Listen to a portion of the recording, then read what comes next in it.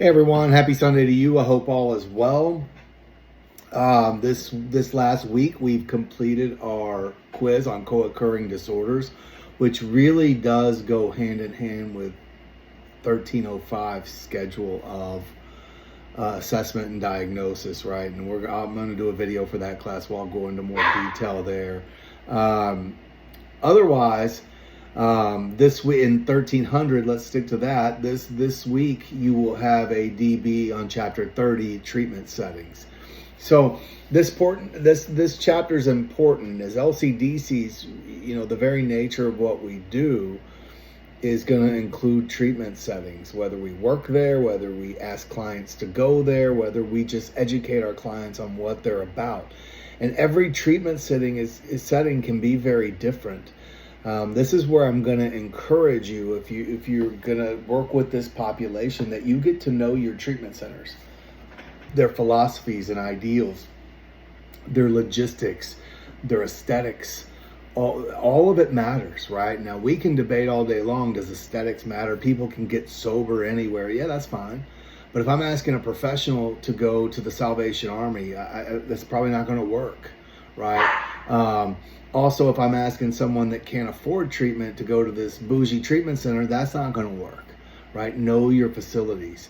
There's a reason there's high end, there's a reason there's low end, and there's a reason there's everywhere in between. And it's our job as LCDCs to know about these places and what they do and how they serve people, right? I would encourage you to get with your business development reps. As a former business development rep for a treatment center, I can tell you they're Johnny on the spot, meaning they'll answer your calls as a clinician. They will hold my client's hands to walk them through the process, verify benefits, and they'll all take you on a tour, or they'll come by your office, bring lunch, all the things, and talk to you about their programs, right? But it's amazing how we form these opinions of places without ever experiencing them for ourselves. Maybe it's something someone else said.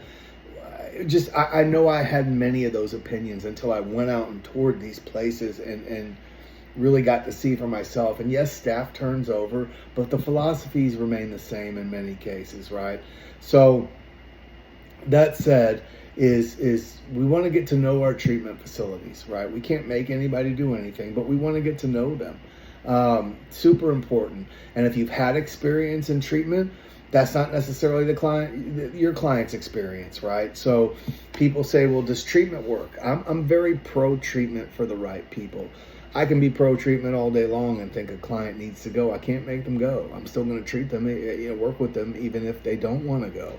But treatment settings can be very challenging. You have smaller treatment settings, then you have more corporate treatment settings, right? Meaning, when I worked for one, I worked for a place called The Park. It was owned by Memorial Hermann at the time. It's no longer Memorial Hermann's.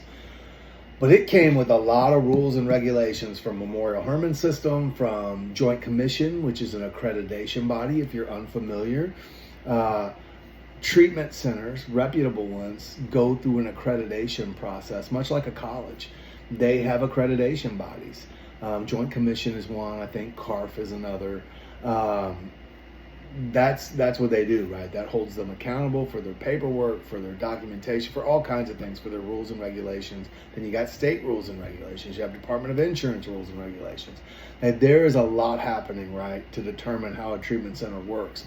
I have one that I love dearly, and it's probably my favorite one, honestly. If I have a favorite, we'll get into that another time, but they allow computers and phones.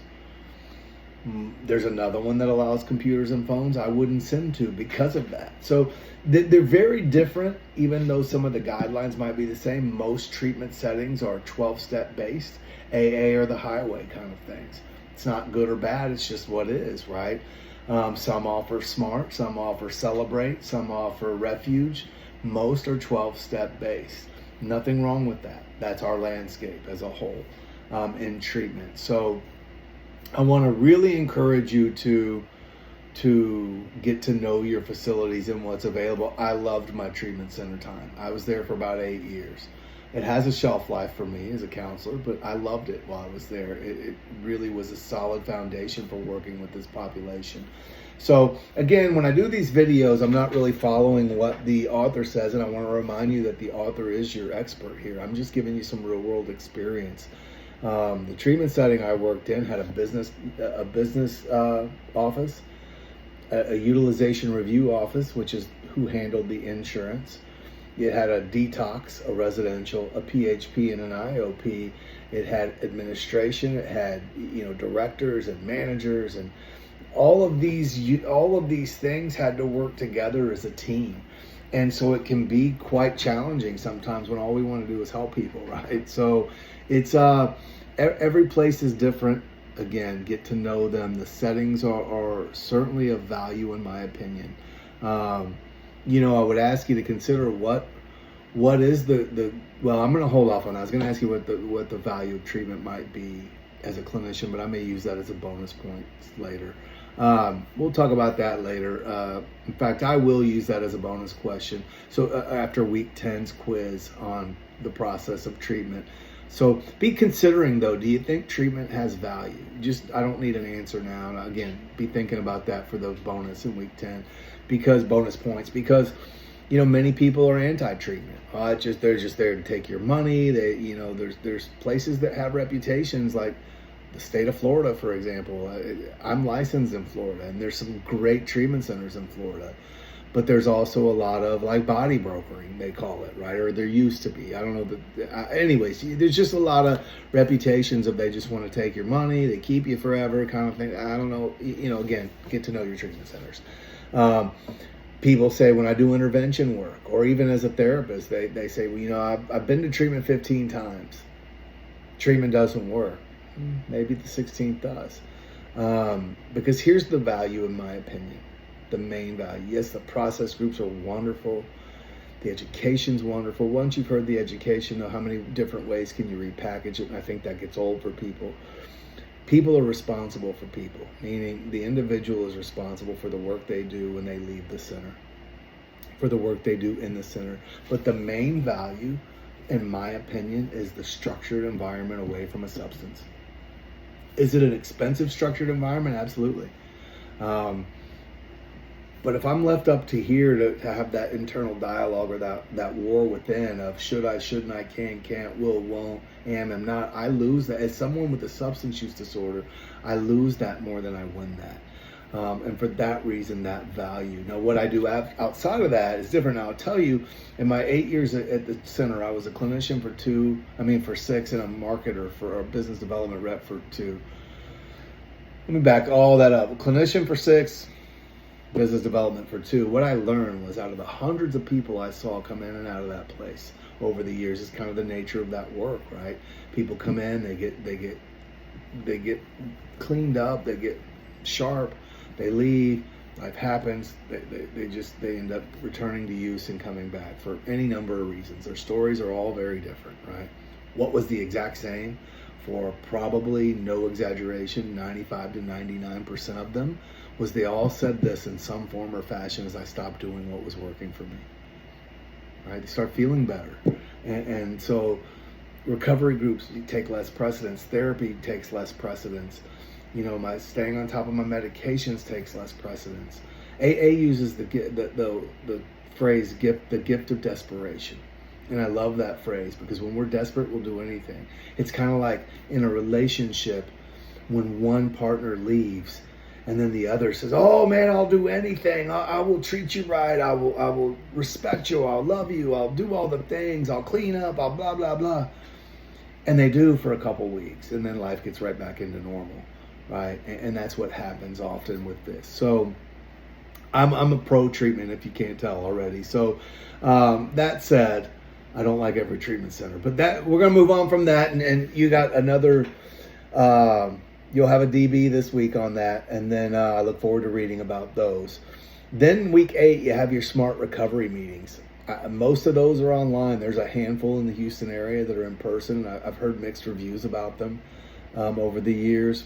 So, smart recovery, I'll go into much more detail next week, but just to give an example, and I'll compare the 2 programs next week pretty thoroughly.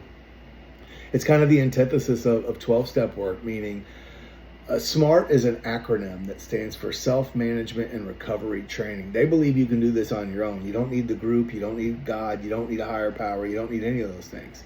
Now they're like, if you have those things, wonderful, use them.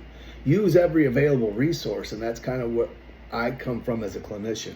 And so I think as clinicians, this program will resonate with you. It's just like all the others, it's not for everybody, and it's not perfect. All the programs are good, every one of them. They're just not always a good fit for each person, right? So they use a form of cognitive behavioral therapy as the basis for what they do. It's called REBT, Rational Emotive Behavioral Therapy. So I use their worksheets with every client I have, recovery or not, because it's just CBT work, right? And so they offer a training for students. I think when I took it, it was $50 many years ago. I think I heard recently it's still that. I would encourage you all to take it. It just help you be a better therapist. Whether you ever run a smart recovery group or not, I've never run one, but I did take their certification, because in order to host a smart recovery group, you have to go through their little training. I don't know, it's 3 or 4 hours long. Anyways, but be thinking about that. Then you have your midterm break for a couple days. And then, we pick back up with your DB for the smart recovery. And again, as you know, this class just repeats. So we're literally pushing the halfway point here. At the halfway point, I will release extra credit assignments for those that are interested. Yeah, guys, check your emails often, your announcements, and get with me if I ask you to, that kind of thing. You should be checking those multiple times a week. As you see, I put random bonus points up. Hint. Anyways, guys, we'll talk soon, and have a great week. And as always, if I can be of any assistance, don't hesitate to reach out.